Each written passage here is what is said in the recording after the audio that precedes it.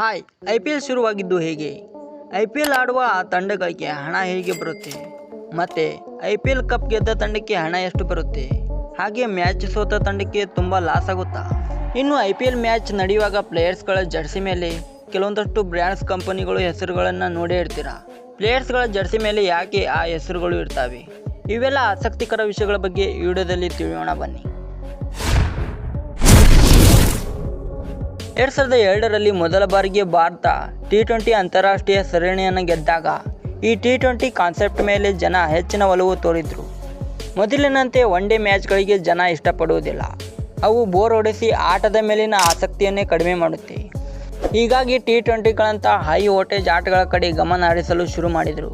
ಈಗ ಜನಗಳಿಗೆ ಶಾರ್ಟ್ ಶೋಗಳೇ ತುಂಬ ಇಷ್ಟ. IPL ಇವೆಂಟ್ಗಳಿಗೆ ಪ್ರತಿ ವರ್ಷ ಸರಿಸುಮಾರು 2 ಕೋಟಿಗೂ ಹೆಚ್ಚು ಹಣವನ್ನು ಇನ್ವೆಸ್ಟ್ ಮಾಡಲಾಗುತ್ತೆ. ಅದಕ್ಕಾಗಿ ಈ ಇವೆಂಟ್ಗಳು ಜಗತ್ತಿನಲ್ಲಿಯೇ ಅತ್ಯಂತ ದುಬಾರಿ ವೆಚ್ಚದ ಇವೆಂಟ್ಗಳಾಗಿ ಕಂಡು ಬಂದಿವೆ. ಹೀಗೆ ತುಂಬ ಸಮಯ ತನಕ ನಡೆಯುತ್ತಿದ್ದ ಕ್ರಿಕೆಟ್ ಮ್ಯಾಚ್ಗಳು ಜನಗಳಿಗೆ ಬೋರ್ ಹೊಡೆಸುವುದರಿಂದ 2008ರಲ್ಲಿ BCCIನ ಉಪಾಧ್ಯಕ್ಷರಾದಂತಹ ಲಲಿತ್ ಮೋದಿಯವರು ಈ IPLನ ಪರಿಚಯಿಸಿದರು.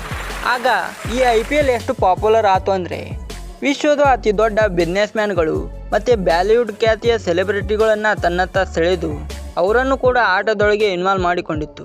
ಇದನ್ನು ಮೊದಲು ಕ್ರಿಕೆಟ್ ಇವೆಂಟ್ ಅಂತಲೇ ಕರೆಯಲಾಗಿತ್ತು. ಮೊದಲಿಗೆ ಪ್ರತಿ ಟೀಮಿನ ಮ್ಯಾನೇಜ್ಮೆಂಟ್ವರಿಂದ ಆಟಗಾರರ ಬೆಡ್ಡಿಂಗ್ ನಡೆಯುತ್ತೆ. ಇದಕ್ಕಾಗಿ ಪ್ರತಿ ಟೀಮ್ಗೆ 80 ಕೋಟಿ ರೂಪಾಯಿ ನೀಡಲಾಗುತ್ತೆ. ಈ ಹಣದಲ್ಲಿಯೇ ಟೀಮ್ನ ಮುಖ್ಯಸ್ಥರು ಅವರ ತಂಡಕ್ಕೆ ಬೆಸ್ಟ್ ಪ್ಲೇಯರ್ಸ್ಗಳನ್ನು ಖರೀದಿ ಮಾಡಬೇಕು. ಇನ್ನು ಆ ಟೀಮ್ನ ಮುಖ್ಯಸ್ಥರಾದವರು ಅವರವರ ಟೀಮಿಗೆ ಎಂತೆಂಥ ಪ್ಲೇಯರ್ಸ್ಗಳನ್ನು ಖರೀದಿ ಮಾಡಬೇಕು ಅನ್ನೋದು ಅವರವರಿಗೆ ಬಿಟ್ಟಿದ್ದು. ಇದರ ಜೊತೆಗೆ ಆಟಗಾರರಿಗೆ ಸಂಬಂಧಪಟ್ಟ BCCIನ ಕೆಲವೊಂದಷ್ಟು ರೂಲ್ಸ್ಗಳಿವೆ. ಅದೇನೆಂದರೆ ಪ್ರತಿ ಟೀಮ್ 8 ಜನ ಅಂತಾರಾಷ್ಟ್ರೀಯ ಆಟಗಾರರನ್ನು ಖರೀದಿ ಮಾಡಬಹುದು. ಇದರ ಜೊತೆಗೆ ಅವರ ದೈನಂದಿನ ಖರ್ಚು ವೆಚ್ಚಗಳನ್ನು ಆ ಟೀಮ್ ಮ್ಯಾನೇಜ್ಮೆಂಟ್ನವರೇ ನೋಡ್ಕೊಳ್ಬೇಕು. ಇಷ್ಟೇ ಅಲ್ಲದೆ ಆ ಟೀಮ್ ನಷ್ಟದಲ್ಲೇ ಇರಲಿ ಲಾಭದಲ್ಲೇ ಇರಲಿ ಯಾವ ಸಂದರ್ಭದಲ್ಲಿ ಕೂಡ ತನ್ನ ರೆವಿನ್ಯೂ ಅಲ್ಲಿ 20% BCCIಗೆ ಕೊಡಬೇಕು. ಇಷ್ಟೆಲ್ಲ ಖರ್ಚಿದ್ರೂ ಹೇಗೆ ಲಾಭ ಆಗುತ್ತೆ ಅಂತ ಯೋಚನೆ ಮಾಡ್ತಾ ಇದ್ದೀರಾ? ಈಗ ನೋಡೋಣ.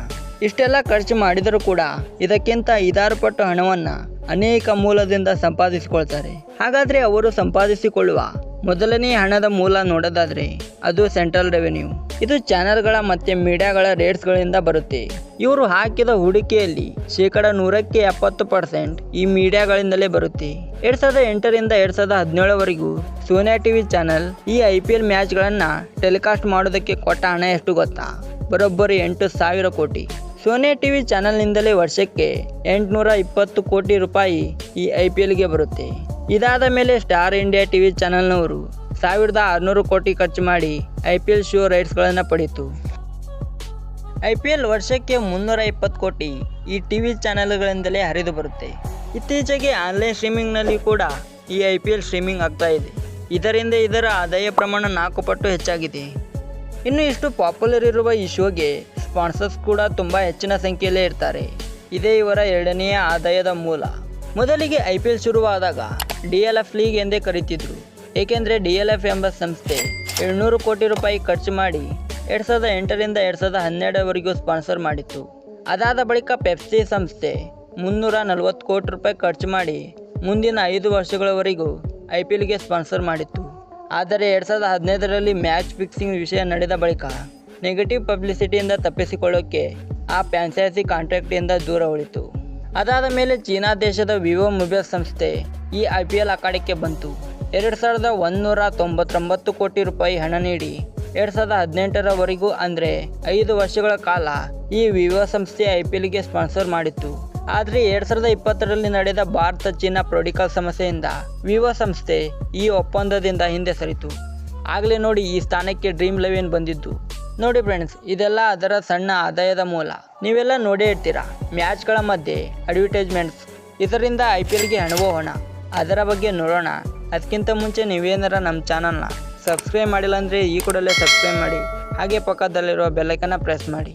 ಕೇವಲ 10 ಸೆಕೆಂಡ್ ಆ್ಯಡ್ಸ್ನಿಂದಲೇ IPLಗೆ 2 ಪಟ್ಟು ಆದಾಯ ಹೆಚ್ಚಾಗುತ್ತೆ. 2018ರಿಂದ ಸ್ಟಾರ್ ಸ್ಪೋರ್ಟ್ಸ್ ಈ ಆಟದ ಅಫಿಷಿಯಲ್ ಬ್ರಾಡ್ಕಾಸ್ಟರ್ ಆಗಿ ಕೆಲಸ ಮಾಡ್ತಾ ಇದೆ. ನೋಡಿ ಫ್ರೆಂಡ್ಸ್, ಪ್ರತಿ ಜಾಹೀರಾತಿಗೆ 10 ಸೆಕೆಂಡ್ಗಳ ಕಾಲಾವಧಿ ಅಂತ ಇರುತ್ತೆ. ಒಟ್ಟಾರೆ ಒಂದು ಟೀಮಿನ ಜಾಹೀರಾತಿಗೆ 2300 ಸ್ಟ್ರೀಮಿಂಗ್ ಅವಧಿ ಇರುತ್ತೆ. IPL ಅನ್ನು ಅತಿ ಹೆಚ್ಚು ಜನ ನೋಡುವುದರಿಂದ ಅದರ ಸಲುವಾಗಿ ಈ ಕಂಪನಿಯ ಪ್ರಾಡಕ್ಟ್ನವರು ತಮ್ಮ ಪ್ರಾಡಕ್ಟ್ನ ಪ್ರಮೋಷನ್ ಮಾಡೋದಕ್ಕೆ ಇದೇ ತಕ್ಕ ಸಮಯ ಅಂತ ಅವರಿಗೆ ಗೊತ್ತಿರುತ್ತೆ. ಅದಕ್ಕೆ ಅವರು ಪ್ರಾಡಕ್ಟ್ನ ಪ್ರಮೋಟ್ ಮಾಡೋದಕ್ಕೆ ಸರಿಯಾದ ಸಮಯ ಅಂದುಕೊಂಡು ಮ್ಯಾಚ್ ನಡುವೆ 10 ಸೆಕೆಂಡ್ವರೆಗೂ ಅವರ ಜಾಹೀರಾತನ್ನು ಪ್ರಸಾರ ಮಾಡ್ತಾರೆ. ಇದಕ್ಕೆ IPL ಪ್ರತಿ ಸೆಕೆಂಡ್ಗೆ ಚಾರ್ಜ್ ಮಾಡೋ ಹಣ ಬರೋಬ್ಬರಿ 5 ಲಕ್ಷ ರೂಪಾಯಿ. ಇದೇ ರೀತಿ 2019ವರೆಗೂ ಜಾಹೀರಾತುಗಳಿಂದಲೇ ಬರೋಬ್ಬರಿ 2030 ಕೋಟಿಗಿಂತಲೂ ಹೆಚ್ಚು ಹಣ ಬರುತ್ತೆ. ಕೇವಲ ಒಂದು ಕಿಂಗ್ ಫಿಶರ್ ಮತ್ತು ಪೆಪ್ಸಿಯಿಂದಲೇ ಸಾವಿರಾರು ಕೋಟಿ ಹಣ ಬರುತ್ತೆ. ಹೀಗೆ IPLನಿಂದ ಸಾವಿರಾರು ಕೋಟಿ ಹಣ ಬರುತ್ತೆ ಅಂದರೆ ಅದಕ್ಕೆ ನೂರಾರು ಕೋಟಿ ಇನ್ವೆಸ್ಟ್ ಮಾಡೋದಕ್ಕೆ ಯಾರು ತಾನೇ ಹಿಂದೆ ಸರಿತಾರೆ ಅಲ್ವಾ. ಹೀಗಾಗಿ ಯಾವುದೇ ಸಮಯದಲ್ಲಿ ಕೂಡ IPL ನಷ್ಟದಲ್ಲಿ ಇರೋದಿಲ್ಲ. ಹಲವು ಮೂಲಗಳಿಂದ ಸೈಲೆಂಟ್ ಆಗಿ ಅವರಿಗೆ ಹಣ ಬರ್ತಾನೆ ಇರುತ್ತೆ. ಇದೆಲ್ಲ ಬಿಟ್ಟು ಲೋಕಲ್ ರೆವಿನ್ಯೂಯಿಂದ ಕೂಡ ಇವರಿಗೆ ಹಣ ಬರುತ್ತೆ. IPLಗೆ 20% ಆದಾಯ ಈ ಲೋಕಲ್ ರೆವಿನ್ಯೂಯಿಂದಲೇ ಬರುತ್ತೆ. ಲೋಕಲ್ ರೆವಿನ್ಯೂ ಅಂದರೆ ಟಿಕೆಟ್ಸ್, ಬ್ಲ್ಯಾಕ್ ಟಿಕೆಟ್ಸ್. 7 ಮ್ಯಾಚ್ಗಳಿದ್ದರೆ ಅದರಲ್ಲಿ ಒಂದು ಮ್ಯಾಚ್ 3 ಅಥವಾ 4 ಕೋಟಿ ಹಣದಷ್ಟು ಟಿಕೆಟ್ಸ್ಗಳು ಸೇಲ್ ಆಗುತ್ತೆ. ಇನ್ನು CSK, RCBಗಳಂಥ ಹೈ ವೋಲ್ಟೇಜ್ ಮ್ಯಾಚ್ಗಳಿದ್ದರೆ ಅದಕ್ಕೆ ಎಷ್ಟೇ ಟಿಕೆಟ್ ಪ್ರೈಸ್ ಇರಲಿ ಅದಕ್ಕೆ ಜನ ಹಣ ಕೊಟ್ಟು ಹೋಗ್ತಾರೆ.